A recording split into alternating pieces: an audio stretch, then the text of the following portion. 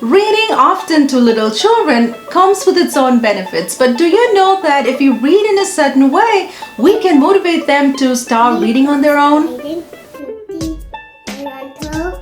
it landed on the ground or ground. Hi, I'm Grace. Welcome again. In this video, I'm going to share with you 3 simple things that you can do during your daily reading time to increase your child's alphabet awareness, phonemic awareness, the 2 most important skills for reading success. We did not teach our son to read, formally, but we use simple tips like these and they work like a charm. So I believe you will find these tips useful as well. So keep watching. So the first thing that you gotta remember every time you sit down to read to your child is to use your finger. It doesn't matter if you're reading to an infant or a kindergartner, but always remember to trace the text using your finger. This might sound very simple, but trust me, this would have a profound effect on your child's literary skills, because when we trace the text, we give the child an opportunity to visually see the word that is being read and the letters that make up the word.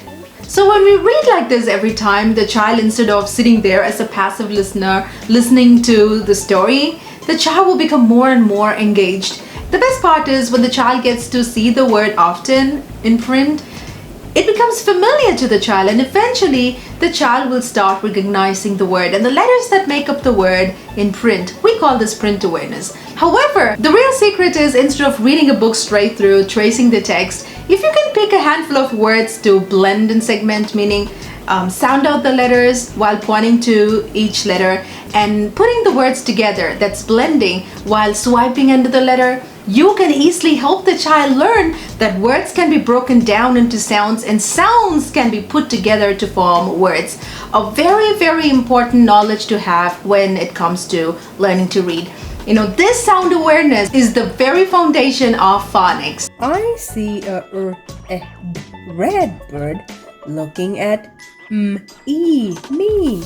So now that you use your finger to trace the text, but you feel that your child is not focusing, your child is not even paying attention to what you're doing, what you do now. Well, a simple tip is to look at the picture together and have a conversation before you start reading. That way your child will not be looking at the picture while you read the text. But if your child still looks around, that's completely okay. That's so normal, because children are not good at focusing.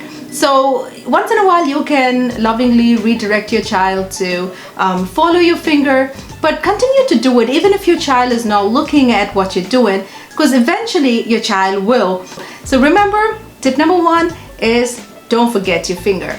By the way, if you're someone who feels that you're not able to get your child to sit down while you read, I've done a video a while ago on the 6 ways to get your child to enjoy reading. I will try and leave the link somewhere around here. You can click it to watch the video. The second thing that you can do is play games. Reading does not necessarily have to be a boring, serious activity. It can be so much fun.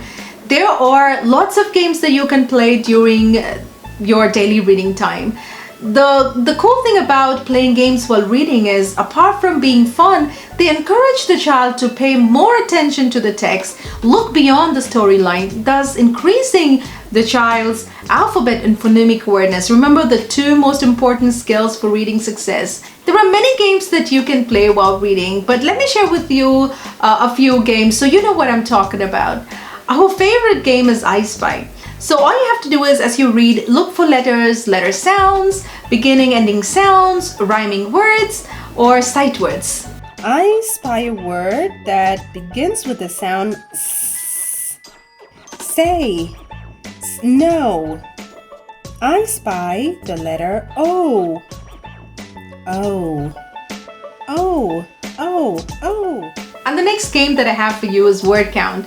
So in this game, all you have to do is pick a word and see how many times it's repeated in the book. This works great if you're reading a book with a lot of repetition. Okay, let's see how many times brain appears in this book. 1, 2, and let's see if it's there on this page. Nope. The The third game that I have for you is sight word count. So every time you sit down to read, pick a sight word or two and count how many times the word appears in the book. A great sight word practice. Let's see how many times C appears in this book. 1, 2, 3. The last game that I have for you is find the rhyming pair. So if you're reading a book that rhymes, then it's rhyme time. Pick a word and see how many words that you can find that rhymes with it. Let's find a word that rhymes with rain. Rain, rain. And smoke, smoke. So the third thing that you can do is pause and wait. I'm sure there are some books that our children reach out to every time we sit down to read. And I'm sure there are a few books that we would have read for the 100th time just because our children seem to have taken a strange liking toward a silly rat or an old frog in the story.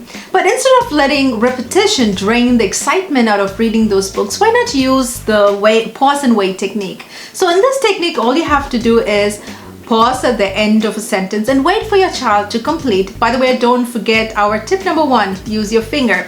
So point to the word at the end of a familiar sentence, of course, and wait for your child to complete the sentence. Brown bear, what do you? I see looking at.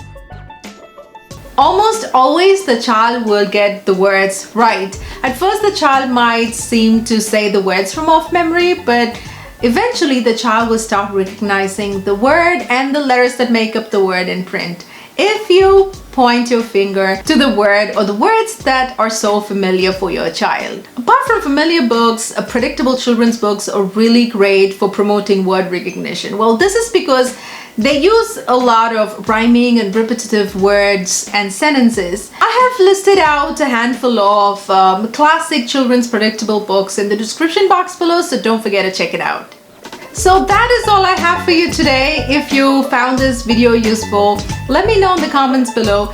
If you're new here, we welcome you to join our family, so go ahead and hit the subscribe button. And I will see you all again in my next video. Till then, take care and bye for now.